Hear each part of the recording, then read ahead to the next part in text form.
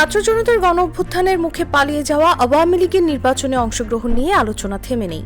বিভিন্ন রাজনৈতিক দল এ বিষয়ে ভিন্ন ভিন্ন মত দিলেও এবার নিজেদের অবস্থান স্পষ্ট করল নতুন রাজনৈতিক দল জাতীয় নাগরিক পার্টি। নির্বাচনে আওয়ামী লীগের অংশগ্রহণ চান না বলে জানিয়েছেন দলের আহ্বায়ক নাহিদ ইসলাম। সেই সঙ্গে দলটির ভেতরে যারা অন্যায় কাজের সঙ্গে জড়িত তাদের বিচারের আওতায় আনার দাবি জানান তিনি। 17 মার্চ যুক্তরাষ্ট্রভিত্তিক সংবাদ মাধ্যম দ্য ডিপ্লোম্যাটকে দেয়া এক সাক্ষাৎকারে এসব কথা বলেন তিনি।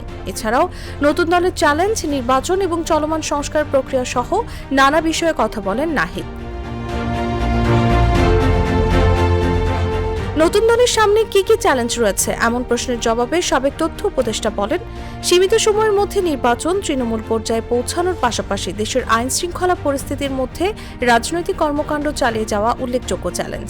এনসিপি কবে নির্বাচন চায় এই বিষয়ে নাহিদ বলেন, বর্তমানে নির্বাচনের জন্য কোনো সুনির্দিষ্ট সময়সীমা দিচ্ছেন না তারা।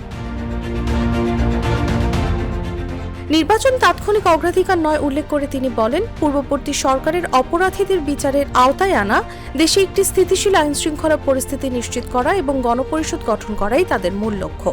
এছাড়াও এনসিপি একটি মধ্যপন্থী রাজনৈতিক দল বলেও মন্তব্য করেন দলের প্রধান। বলেন, আদর্শ ধরে রাখতে তারা প্রতিশ্রুতিবদ্ধ। তাসলিমা তিথি, জাগো নিউজ।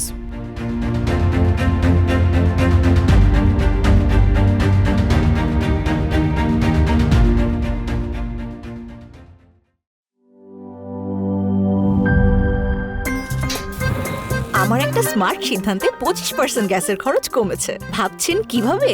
সাধারণ গ্যাস স্টোভ বদলে আমি এনেছি আরএফএল গ্যাস স্টোভ। এর সাইন্টিফিক নজল ও ব্রাস বার্নার ক্যাপ সমানভাবে তাপ ছড়িয়ে রান্না করে দ্রুত, তাই গ্যাসও বাঁচায় 25%, টাকাও বাঁচে 25%। আরএফএল গ্যাস স্টোভ নিরাপদ ও গ্যাস সাশ্রয়ী।